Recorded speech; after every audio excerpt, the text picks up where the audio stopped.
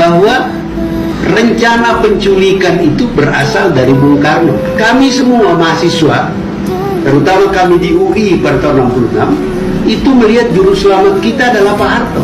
Pak Harto, Sarwo Edi, Darsono, segala macam jenderal-jenderal itu. Saya pernah bilang pada Pak Beni di tengah-tengah wawancara saya dengan beliau beberapa kali, saya bilang, Pak Harto hebat ya. Bung Karno itu berkuasa cuma 6 tahun.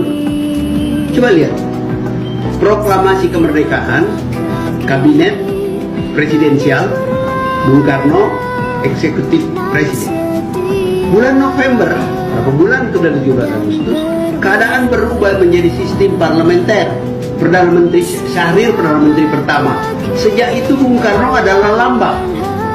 Orang suka kacau itu, menyebut Soekarno berkuasa dari 45. Nggak betul. Soekarno menjadi presiden yang eksekutif itu kembali tahun 59, 5 Juni atas dukungan Angkatan Darat. Jadi Bung Karno itu berkuasa sebenarnya dari 5 Juni sampai official tahun 68. In reality begitu Gestapo dia sudah tidak memonopoli kekuasaan.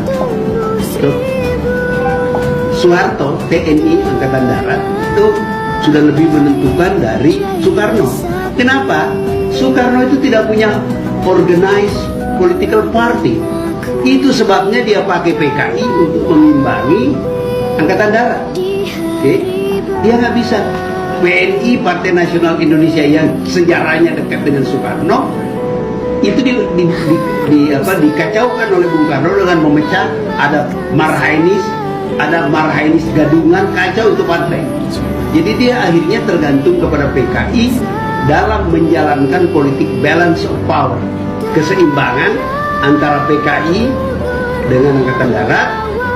Dan ketika keseimbangan itu jomplang, saya kira ini bahasa Jawa tapi saya kira Anda mengerti, jomplang, Soekarno nggak bisa lagi menguasai keadaan.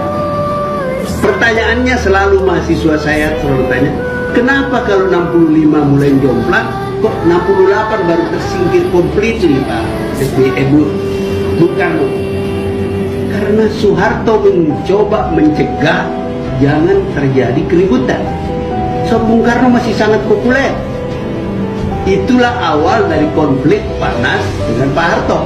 Pak Nas sebagai orang Sumatera mau menegakkan keadilan dan kebenaran, dan dia yakin betul, dan di buku ini saya gambarkan bahwa dia yakin betul setelah Untung ditangkap bahwa rencana penculikan itu berasal dari Bung Karno. Tapi Bung Karno tidak merencanakan pembunuhan.